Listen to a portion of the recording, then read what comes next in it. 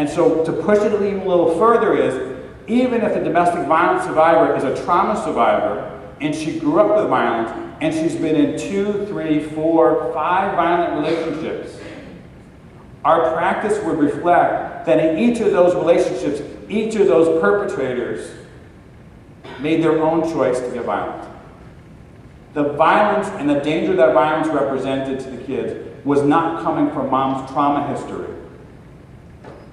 was coming from that perpetrator's choice of violence. And so what I want to say to you is, how often have you been in rooms and situations where it will come up and somebody will say, well, you know she's been in multiple domestic violence relationships. Now I want to compare that to how many times you've heard people say, well, you know he's abused a number of women and kids. And does that really stack up in your memory about how often that comes up? He's a serial abuser. We really have to bring this to a multidisciplinary team because this is a really hard one because he's abused 3 or 4 different of our clients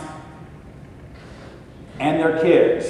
And we really need to bring the team together to really look at how we're going to address his behavior. Because he's a threat to these families and he's a threat to our community.